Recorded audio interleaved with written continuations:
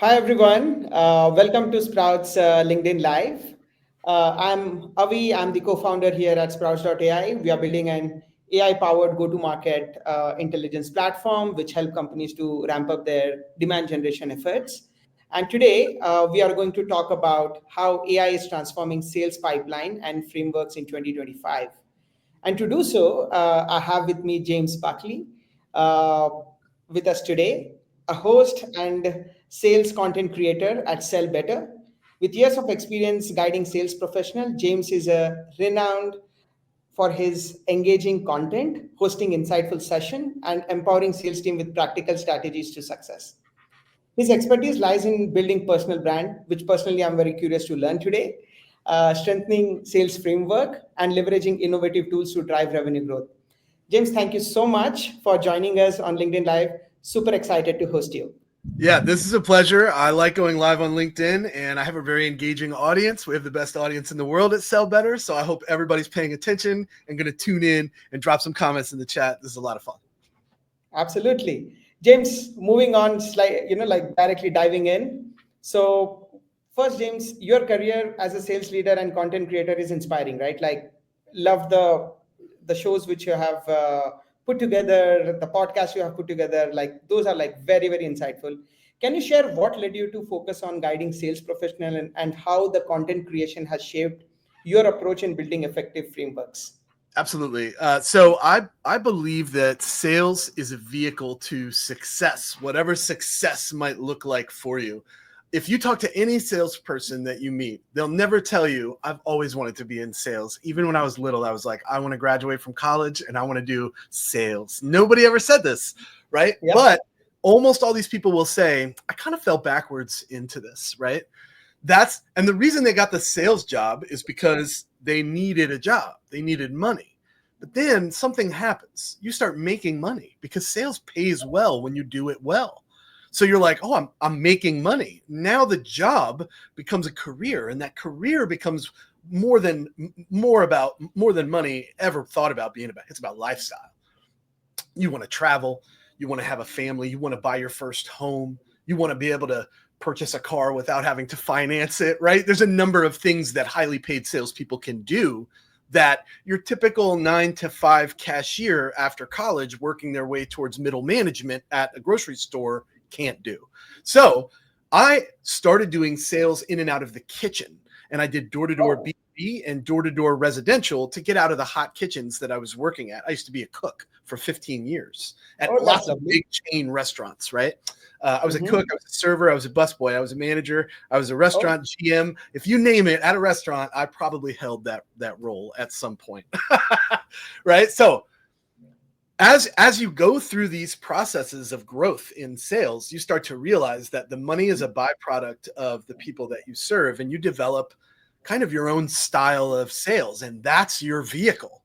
For me, it's humor, it's laughing, it's fun, it's exciting, yeah.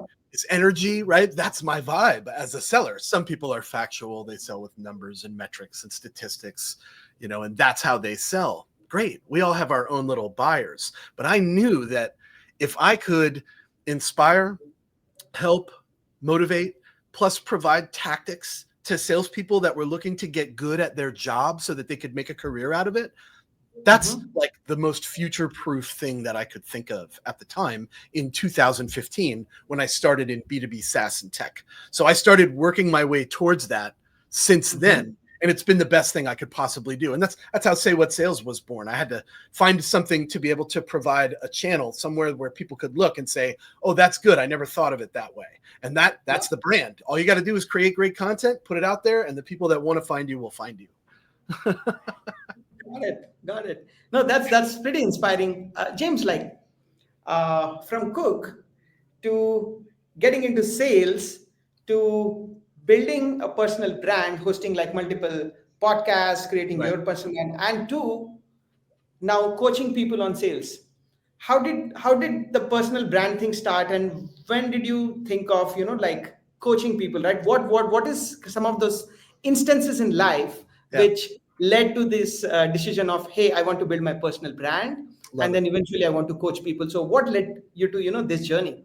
Great question. So the way that my journey unfolded was that I became an SDR in late 2014, early 2015 at a software company called Cirrus Insight in Okay. Knoxville, Tennessee. That's right, Knoxville, Tennessee software company, right?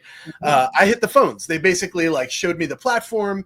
I actually had a really good trainer, Zach Metters, at the time. He was my manager, my business development manager, and he made me work in Salesforce without the app that was supposed to help me use it better. And I had to like figure Salesforce out as like a non Salesforce user. And anyone that's ever sat down and looked at Salesforce for the first time with no SaaS background, you know this is extremely Yep. overwhelming, right? So then like for 2 weeks I had to work my accounts, my contacts and everything, trying to figure out Salesforce at the same time. And then he was like, now let me give you this app, watch this. And suddenly everything became easier. So I had this great experience with onboarding. And then I was like, oh, I get the Valprop now, right? So Mhm. now my calls became super useful because everything I opened with was like, did you know you could work in Salesforce from your inbox? And people would be like, no. We were like the first of our kind at the time. So I'd be like, yo, I could set this up. I could show it to you. Seriously, like no pressure. Just look at it. If you like it, you can try it. And they'd be like, Okay. yeah, for sure. I'm free at this date, this time. You know, it was very casual, but I was scheduling a lot of meetings, right? And so I became the top performing sales rep at the SDR pretty quickly, right? Scheduling 56 meetings in a month at one point, right? So Wow. I was like, wow, this is amazing. I love this job, right? I'm like, I was managing a Taco Bell before this, third shift, right? So I was like, this sucks. Here I am sitting in the air conditioning. There's bean bags and a ping pong table. This is wild, right? Yeah. You know, so I immediately got hooked on this like sales mentality, this, you know, smiles and dials. At one point, I had a little thing a friend made me. It was like a little container and it said, turn in trials into smiles or turn in dials into trials, something like Oh, that. You know? And dude, it wow. was a lot of fun in this realm. So I got hooked on the culture.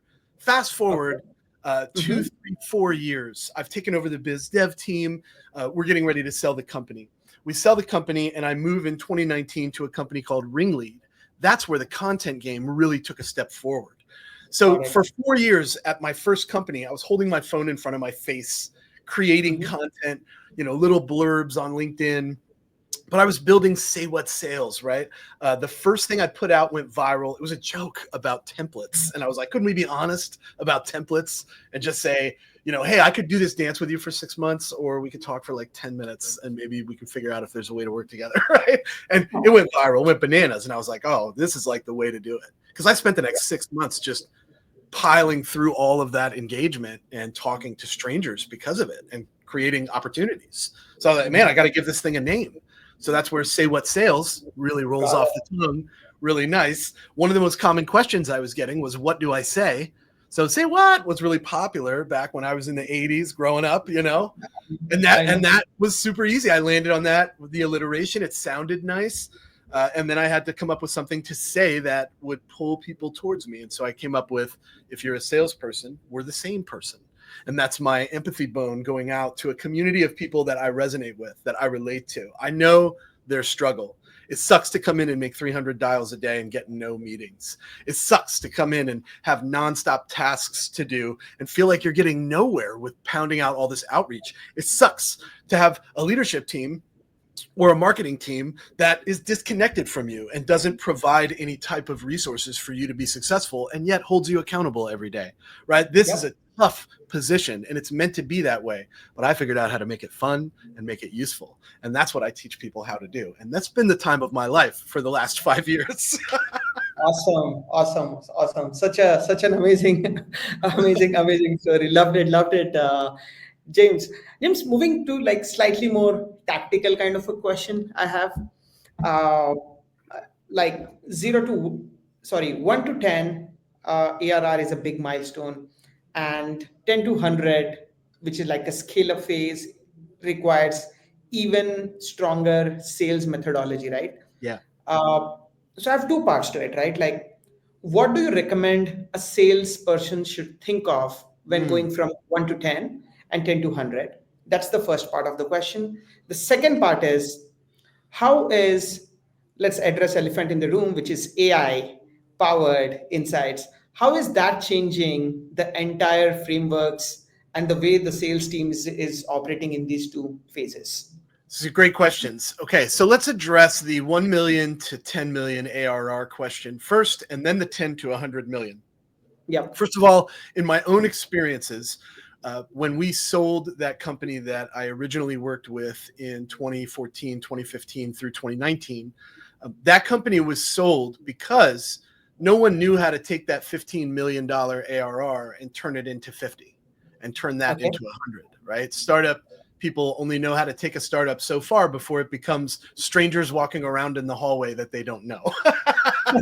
Right. And then it's like, how do I scale something? I don't even know all these people that work for me. Right. It's a very difficult thing to do. And you don't know necessarily how to take it from A and get to B. So you need other influences. You need other people. The things that I think that help companies get from one milestone to another, the 1 million to the 10 million and the 10 to 100, is a diversity in sales methodology and a coupling of that with product being diversified. So you have to have a diverse product that is useful for a large TAM, total addressable market, right? You can't have too small of a total addressable market, or your income will be limited, right? I mean, that's A affects B, right? That's very basic science, right? But if you turn that around and you say, what can we build or add to our product that will span usefulness across verticals, across industries, across platforms, and so forth. These are decisions that help a company go from 1 to 1 million, from 1 million to 10 million, right? And that part is the part that I think has to be happening simultaneously. I'm not suggesting that's easy. I'm suggesting that it's one of the factors that go from 1 to 10 and 10 to 100 is this alignment between what the product is doing, who it's for, and the sales methodologies and sales practices that a team can deliver to a diverse array of audiences. You may have one seller like me that is high energy. It's so exciting when my prospects vibe with my energy, and it's hard for them to say no to me as a result because they get wrapped up in that energy, but on the flip side, there are a lot of people that are very numbers based and very stoic, and they don't buy from me straight up. They're like, this guy's not for me. It's overwhelming. I can't deal. Right. As a company trying to scale, know the strength of each seller, know the buyer types that are going to gravitate towards each seller, and build systems. This is the AI part of your question. Build systems and use machine learning and AI to be able to direct the right leads to the right people to have the highest likelihood of closing. And that's one of many use cases in AI. The messaging part takes on a whole new monster, and we could probably talk about that as we move forward. Got it. Got it. So what you're recommending is if AI can help recommend a best buyer to a best sales rep who can close that deal faster. Absolutely. Got it. That is Or okay. an industry, right? Like if you know that one of your sellers has a background in manufacturing and your product can be sold to the manufacturing industry, that person should be selling directly into the manufacturing industry because they speak their language. They understand that particular person's dilemmas, problems, because they worked in that industry. You could say that about higher education. You could say that about medical technology. If a person that's selling for you has a background in an industry, lean into that strength. And AI can help them. Right. So you're saying that it can make us more intelligent to take better sales calls is the feedback. Got it. Got Well, it. how do companies scale? They scale with sales. That's the Absolutely. reason companies stop growing is because they stop selling. Yeah. Right? That's the reason they go out of business. So if you're trying to scale, sales is the answer to that. How do I do it? The right people, the right situation, the right conversations with the right buyers. That's the only way to make the magic happen and keep your company growing up and to the right. Got it. James, to that point, what are your very, very interesting point you brought up that you have to scale up sales to scale your company, right? Now, with AI, there is something which is called as AI sales copilot, AI SDRs, or Oh yeah. digital workers, Yeah. right? What are your thoughts? Do you think that is this going to replace humans No. or No, Or I what? think we're light years away from replacing humans. Mhm. I'm big on squashing the fear mongering that's out there about AI replacing humans. I Mhm. see two groups of people rising to the surface right now. The first group of people are the adopters. I am not this person. These adopters have quickly figured out how to learn and leverage platforms that are AI driven, how to take machine learning and insert it into their existing flows. I'm 43. You remember Mhm. you remember when your dad was 43 and you were like, "Dad, check this out on PlayStation." And he was like, "I don't give a shit about PlayStation, man." To that. This is how veteran sellers are reacting to the AI environment. However, the flip side of this coin is the other group. The other group are non-adopters, but they are very interested in how AI can fit into their flows and make their life easier for them. For Mm. example, we talked earlier about matching up buying and selling personalities, right? This Mm. is something AI could probably do. If you take that a step further and you say, okay, now we're going to create AI and workflows, automation and AI workflows that push these people in front of those sellers systematically every morning. Well, Mhm. now you've built a profile for your seller and your buyer. Okay, these two people will probably vibe, right? And then over here, we have this system that takes those people and puts them in front of this person every morning so that they have the highest likelihood of earning conversations with people that are most likely to buy from them. So Got that it. flow is a Yep. great example of a Mm. reaction in both groups that feed the Mm. pipeline. Mm. But one of them is like, oh, I figured this out really easy, right? And the other one kind of had to be forced into it. But once they see it, I'm the guy that once I see it, I'm like, oh, can I do this all the time? How do I set this up so it's awesome, right? Like, we are non-adopters. In my 40s, I'm a non-adopter. I'm like, oh my God, change sucks. I hate it, right? Yeah. But there's no denying, we cannot deny the value of machine learning and AI helping us to be better sellers, find the right opportunities, have a better likelihood of conversation, increase reply rates. All of these things are coming from machines that just think better than we do, faster than we do. We can make it our own. I still am a believer in the John Barrow's mind frame of human as the last mile, but that's only for now. Who knows what the future holds? It could all change in the very near future. But will it ever replace human beings? I don't think so. I think for now we're still in a world where we're in control, and thank God for that, right? Yeah, get it. Got it. Got it. On quickly to double click on that, James, you mentioned that there are like early like adopters and non-adopters of AI in especially on the sales side. Are there any uh, key KPIs or conversion metrics which Oh, adopters are seeing with use of AI? Like, yeah, can you quantify like how I know you talk to like hundreds of people, you host podcast. What I is do. what is feedback from them? Like if you got the chance to speak with them, what Yeah. is that they're seeing, especially the adopters of Okay, AI? all right. So I think KPIs and metrics are interesting right now. They're very fluid, and that's because AI and automation have been around for some time now. I'd say AI has been around for the last 2 years, really hitting hard, really starting to become a surface focus for sales and marketing professionals and business growth everywhere. But automation has been around, let's say, since 2013 or so. And those two Yep. things have become quite complementary to one another. Let's use AI to do X, and let's use automation to scale the result of what AI has done for us. That's basically where we've ended up over the last, let's say, 7 to 10 years. Because that's the case, I think metrics and KPIs have kind of become this generational gap problem. On one Mhm. end of the spectrum, you have leaders, and let's say leaders are 40 or older.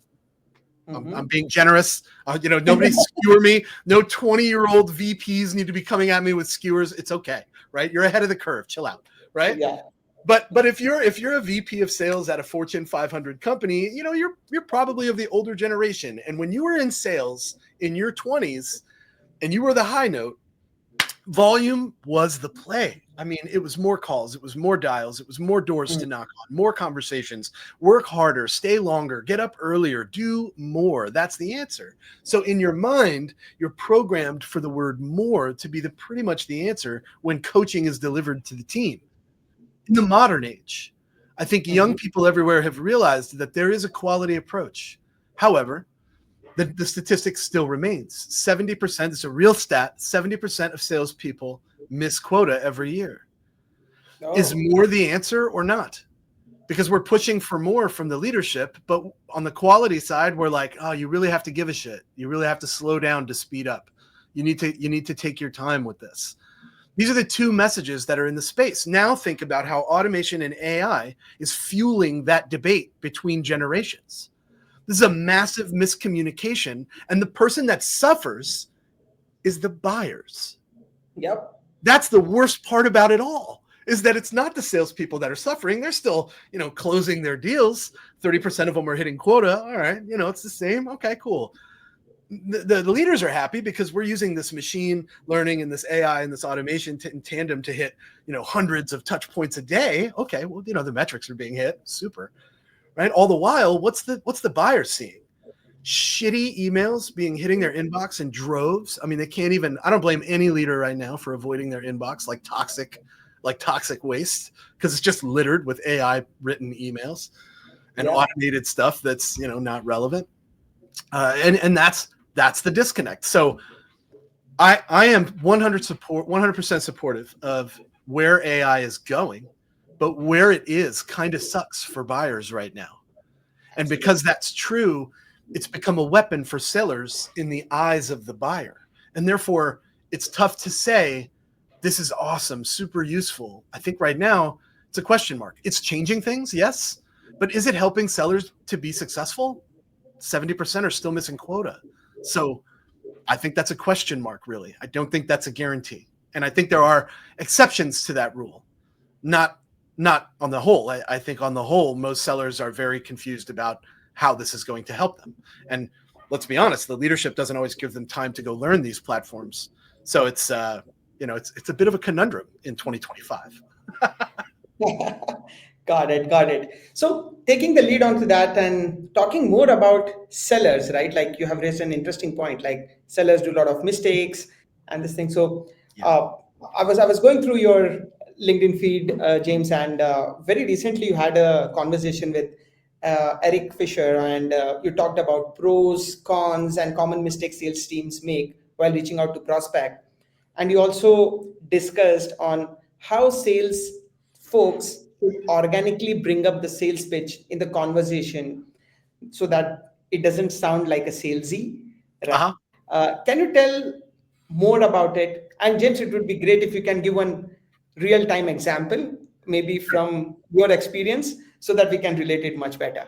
Yeah. Absolutely. I'm going to use an example that happened 23 minutes ago, right before we got on this call. Oh, as Yeah. recent As recent as just a moment ago. Yeah.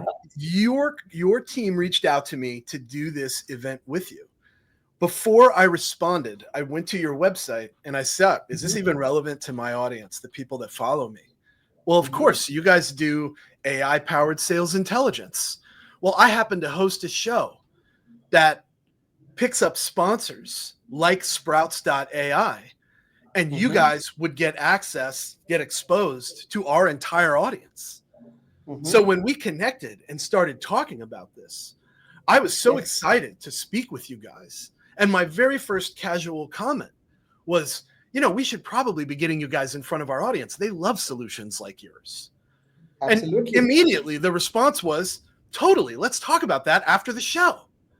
Absolutely. So I used this platform and your invite to have a relevant conversation about the value that I could deliver to Sprouts.ai and put you in front of my entire audience. Absolutely 100% valid, completely relevant. We will follow up after this and have a conversation about what we can do to put Sprouts.ai in front of my audience. Why wouldn't they want to know about this? This could be the solution that changes everything for them in 2025. We don't know yet, but let's find out. That is Yeah. a casual drop. That's a casual conversation, and it's extremely organic. I didn't reach out to you guys. You guys Yep. found me. Yeah. It's just Absolutely. if I had looked at you and you were like, we want to have you on the podcast, and you host a show about legal formats in courtrooms in 2025, well, I'm probably going to say no to you, Avi, because that has absolutely nothing to do with me. But Correct. thank you so Correct. much for considering me for the show. Pleasure is ours. No, no, loving this conversation, James. Yeah. No, that's a very apt and valid example. Uh, yeah. Now, yeah, I think everyone on this call or live would understand how to really curate those personalized experiences. Yeah, Uh, uh, to this point, right? Like, do you think that can AI help us create some uh, homework or let's say pre-read before any sales call? great. Are you seeing that? Or like, okay, so let me put it this way: like personalized experiences Mhm. and stitch those conversation around it to do better sales. Do you think AI is helping on that aspect? Have you come across, and if yes, because you also talked about like AI fatigue, like inbox fatigue, and like the regular mundane stuff. Would love to learn more about that. I like how you said that, inbox fatigue. I think that's accurate. What one of the pieces of the puzzle here, you used the buzzword for me. You said create messaging, create research, right? I don't think that creation is always the best starting point for sellers. I think sellers should think for themselves first and then allow these messaging solutions like ChatGPT to improve their messaging, change their messaging, provide different formats of messaging with that same basic premise so that they can A, B, C, D test all of the messaging structures that they can come up with and find the things that work the best. This is, again, John Barrows and Morgan J. Ingram in my brain, but we have to become scientists in the modern age and look at data before we just decide to do something. Yes, your gut instinct matters and what you want matters, but the data isn't going to lie to you. And you can make better decisions if you're using your gut and your instinct, and then you also have data to support it. That's an important factor. In 2025, I think when we look at the things that are, as you said, personalized experiences, what does that really mean? Gone are the days where it matters what college your prospect went to. They don't care about that, right? It's not relevant to them at all. Gone are the days where you can go online and just look at their profile picture and their about page and their job description and then write a message, right? I was on recently with Jill Bruno, just yesterday. I was on with Jill Bruno and Andy Muborn. And Andy made a really good point. If you ask leaders if they can tell the difference between an AI generated email and a personalized email, 9 times out of 10, they're probably going to tell you no. Not just because there's an abundance of emails in their inbox and it's like overwhelming fatigue, as you said, but Yeah. because AI can personalize now just as good as those people can. Correct. So one of the best things that Jill and Andy agreed on was that there are two approaches. And one of them is write a message that's relevant to your target audience and use the numbers to your advantage, like a commercial on television. Do you think Hmm. Chili's personalizes their particular commercials? Are they like, hey, Avi, what's going on? Great to see you. You need a margarita at Chili's, and we call this one the Avi at Sprouts margarita. Come on in, right? It doesn't Yeah. happen. It's not a thing. Absolutely. Correct. But when you see the commercial that's geared towards anybody that might want a margarita, you're like, maybe we should go to Chili's tonight and get a margarita. That is a universal ad. Your messaging can do the same thing. Your email game, your AI generated message, if you will, can do the same thing. It's generic. They play the numbers game. But then there's the targeted approach. And this is where Jill came in. And she was like 14 touches over 14 days. There are 7 calls baked into this particular flow. These are very personal touches. I write these. I use these templates, but I plug in the things that I believe are relevant to this prospect. Those are 2 very different approaches. And if you ask top performers how they did it, They're going to tell you, I work a bottom-up approach, I work a top-down approach, I have 7 sequences going at the same time, I have tokens that prompt me to put in the personalization, I'm using Clay on this side to be able to pull in those triggers, right? They have a lot of different arms of AI and machine learning and intelligence to help them plug and play into their flows. No, it's not always a numbers game. But yes, the numbers do matter. And this is where we live as sales professionals in the modern world. And if that is overwhelming for you, you should probably be bagging groceries. Yeah, got it. James, we are about time, but I have one last question, which is if you have like a couple of more minutes, like one last question is today we are in 2025, like 2026 or 2027, how do you think the entire sales motion and the way salespeople operate will change due to AI advancements, right? Like, what are the key trends you see? How do you think the behavior will change? How will you think the approach will change? It's a good Uh, question. Yeah. yeah. A prediction, if you will, right? So Yes. I have two major predictions. The first one is that I believe that AI will remain a staple in where we're headed as a sales profession.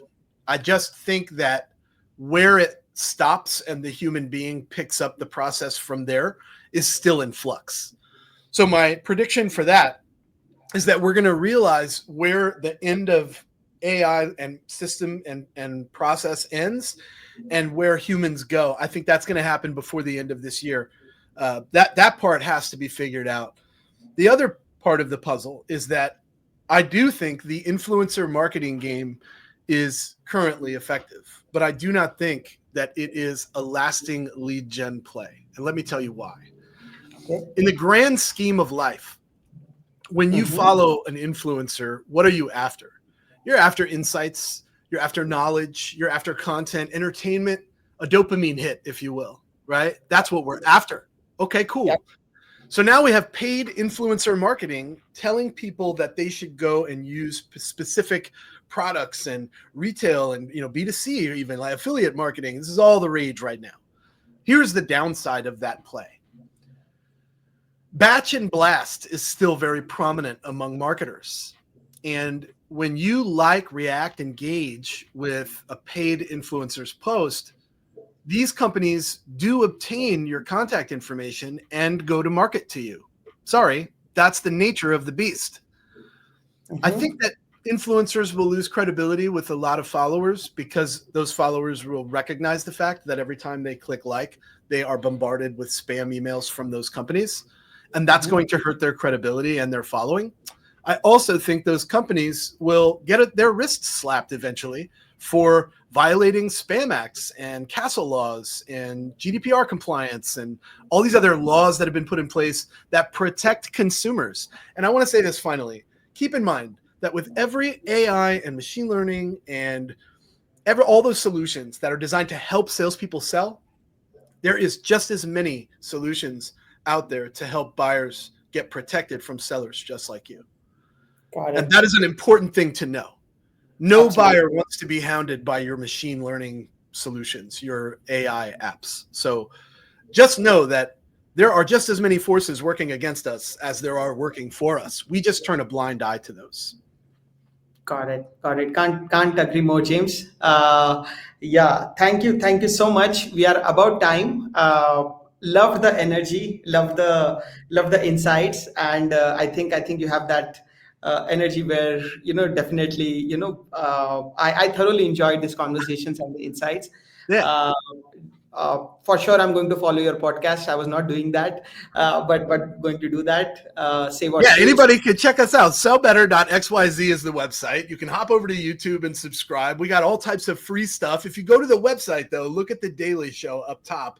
There's 2 options there. There's the upcoming shows, and then there's an on-demand section where you can view all our past shows 100% free. You can even type in, there's a search bar, and you can type in the specific skill you want to get better at. It'll show you just the shows for that. So video, cold call, negotiation, whatever you want. All right. Cool. Hit that subscribe button, team. And James, thank you so much. Love the conversation. We'll stay in touch. Thank you so Thanks for much. having me, Avi.